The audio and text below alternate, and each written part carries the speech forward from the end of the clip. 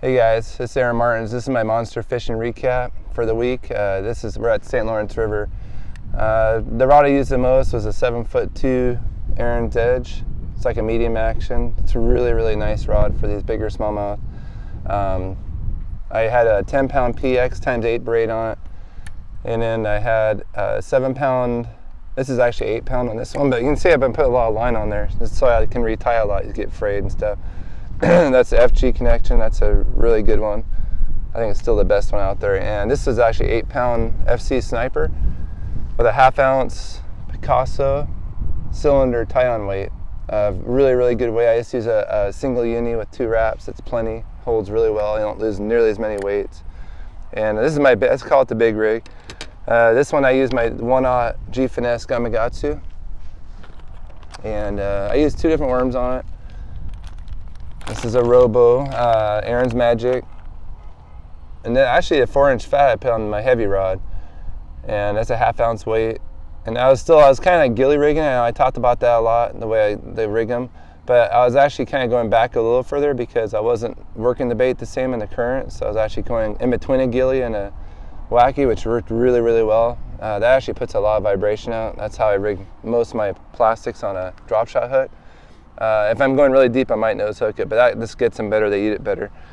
That was that rig, and then these are identical pretty much, except for the weight difference on them. This is a 10-pound PX times 8 braid. This is 7'2", Aaron's Edge Enigma rod, and a 10-pound braid PX. Same stuff. But this is I use 7-pound FC Sniper on this one, and this is a size 1 G Finesse. And these are pretty much both identical. This one right here, the only difference I had, we'll talk about in a second. But this one I was doing the same thing, but with different baits. I used Sculpin a lot. This is again another Robo. And the cool thing about this Sculpin, I don't know if you guys have ever seen it, it has like a little fin on the back. This bait's been around for like probably over 20 years. But it's got a little fin on the back right there, and it's got a kind of a spaded tail. Really, really cool bait. This is a size 1 G Finesse Gamakatsu. Now this one you can rig different. You can whack rig it, but because of the fins up in this area, I gilly rigged this one, and maybe up a little higher. And this really, I don't go through. You can see how I hook it. It's kind of important. This bait puts off a ton of vibration in the water. Like when I'm moving the bait in the current, I can feel my rod tip shaking when I'm pulling the rod tip. So very good. And this is a 1/2 ounce Picasso. You can see that because I do tie them on, you get a lot more. You used to have a weight before you lose it, and they don't come off as easy. I actually used that one all day yesterday. And I'll show you one more. This is a secret one. I think everybody's kind of learned it, but this is like, I don't know how many guys are using this one, but that's my MM3, the color I showed you now. This is where I caught most of my fish on. And MM3 or Margarita Mutilator, which is kind of the same thing. It's a purple brown. This is actually Aaron's Magic. This is called a live shad. This is a 4-inch live shad by Robo. And you can put a 1/0 in this one, but actually because the fishing seems a little tougher, especially in the morning after it started getting better and biting, I went to the bigger rig.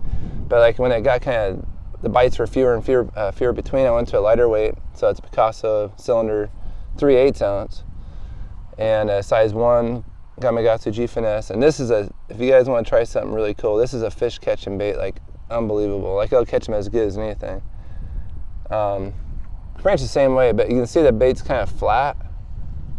So that it puts off a lot of vibration, which I think is really important, especially where I was fishing up this river yesterday, kind of down from a lot where the guys are catching them. The water is really turned up, so I went to that bait more because it puts off even more vibration than the Sculpin. But pretty much same rigs. I got my ZPI handle on it and that PX times 8 braid. If you guys haven't tried it, I'll probably do some videos on it. It's a really, really good braid. Very, very smooth. It's like fishing fluorocarbon. It casts really good, and it's actually a thinner diameter than normal braid, so it's incredible stuff. But that's my recap, and that's really all I caught them on. I did catch some on a spy bait in practice, but I was fishing 30 to 40 feet main current, so I stuck with the drop shot. But that's all of it. That's all I did.